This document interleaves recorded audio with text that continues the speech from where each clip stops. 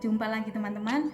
Oke, dalam video kali ini saya ingin berbagi tentang bagaimana sih step by stepnya menjadi konten kreator atau YouTuber, mulai dari nol sampai dengan video kita itu dimonetisasi atau kita menjadi partnernya YouTube.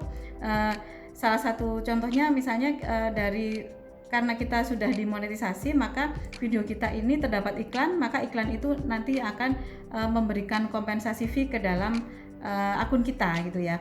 Nah, yang pertama yang pasti dari pengalaman saya ya, pertama kali saya niatkan untuk menjadi konten kreator ini adalah untuk berbagi ilmu. Jadi tentunya dari kita ya, kita pastikan memiliki kemampuan ya, entah itu banyak atau sedikit, kita memiliki sebuah kemampuan, di mana kemampuan itu kita bisa sharingkan ke orang lain, siapa tahu ini berguna. Nah, niat awal saya itu seperti itu, karena saya akademisi, kemudian saya juga sedikit paham tentang bidang komputer, maka saya mencoba untuk sharing segala hal yang saya tahu tentang tips trik yang hubungannya dengan aplikasi-aplikasi komputer praktis dan juga yang berhubungan dengan pendidikan atau yang berhubungan dengan kampus, karena saya seorang dosen.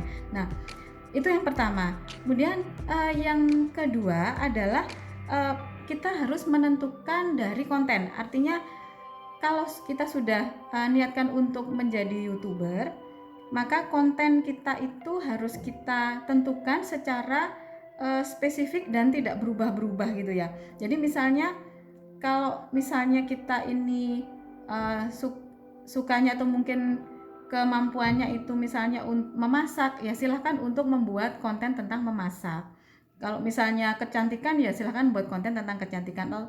Intinya konten tersebut menurut pengalaman saya ya, pastikan bahwa konten tersebut kita bisa kaya untuk mengeksplorasi. Untuk apa ini? Supaya ketika kita itu mengembangkan konten, kita tidak akan kesulitan untuk mencari topik apa sih yang nanti akan kita masuk ke dalam video kita. Artinya itu pastinya tidak menyulitkan kita, kemudian video kita itu akan jadi berkembang gitu ya. Berkembang itu bisa ya terus kita harapannya kita seorang konten kreator, kita niatkan ya kita akan terus sampai benar-benar berkembang gitu ya. Nah, itu yang kedua. Kemudian yang ketiga, kita harus memahami aturan dari YouTube itu seperti apa. Nah, kalau aturan dari YouTube yang pasti video yang kita unggah itu tidak boleh melakukan penjiplakan atau plagiat. Mulai dari background soundnya, kemudian gambar-gambarnya, itu kita harus hati-hati betul. Jadi upayakan semua yang kita tampilkan dalam video itu adalah real, tidak ada copyright.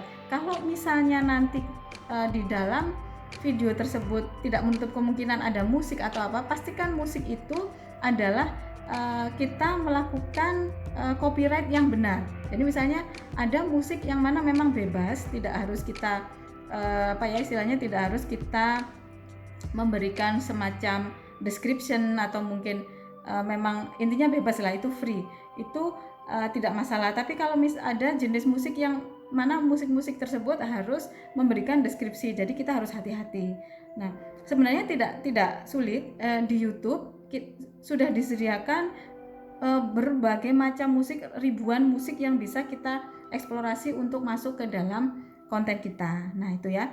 Dan kemudian jangan sampai terjadi upload ulang. Jadi itu sangat-sangat dilarang dalam YouTube.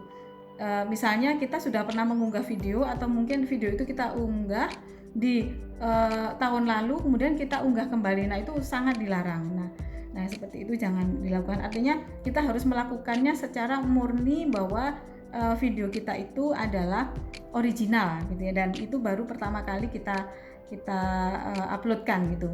Kemudian untuk aturan dari YouTube yang tidak kalah penting dan pasti utama ini adalah untuk menuju ke monetisasi.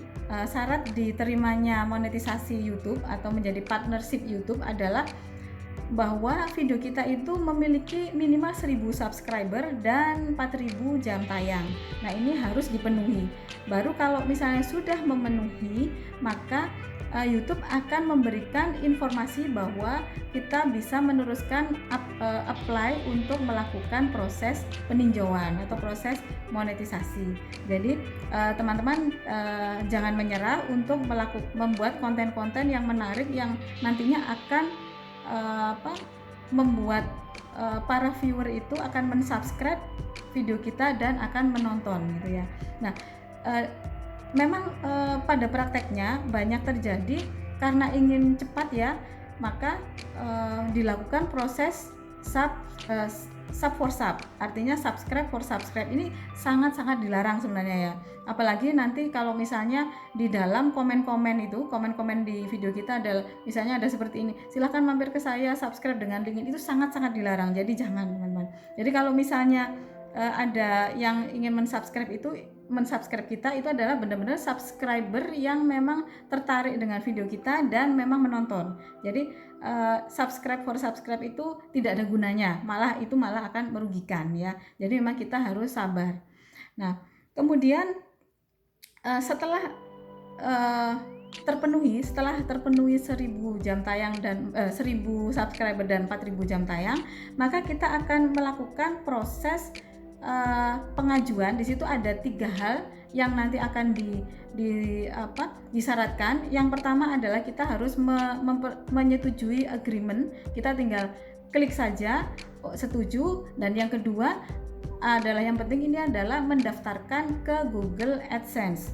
Nah, Google AdSense ini fungsinya untuk apa? Google AdSense ini fungsinya sebagai perantara di mana proses pembayaran yang diberikan dari YouTube menuju ke akun bank kita. Nah, maka Google AdSense ini yang akan menjadi penjembatannya. Nah, untuk daftar di Google AdSense kita harus memenuhi 1000 subscriber dan 4000 jam tayang. Jadi sabar dulu sampai mencapai itu ya teman-teman, baru nanti akan dilakukan step-stepnya untuk proses pendaftaran di Google AdSense. Nah kemudian untuk bisa mencapai itu, kalau dari yang selama ini saya lakukan adalah yang pasti kita harus berusaha inovatif. Nah, inovatif dan menariknya video itu kan relatif. Jadi kita yang mungkin bisa insting ya, kita kira-kira apa sih konten apa sih dan bagaimana sih menariknya, itu yang paham kita ya sebagai konten kreator. Nah, tapi yang tidak kalah penting adalah promosi. Nah, selama ini saya melakukan promosi misalnya lewat grup-grup Facebook, grup-grup WhatsApp dan yang lainnya. Nah, supaya konten kita atau video kita itu dikenal oleh masyarakat yang menggunakan. Nah, jangan lupa untuk grup-grupnya itu adalah harus yang sesuai dengan konten kita. Jadi jangan kita asal memasukkan konten kita itu ke grup yang memang tidak cocok. Nah, gitu ya.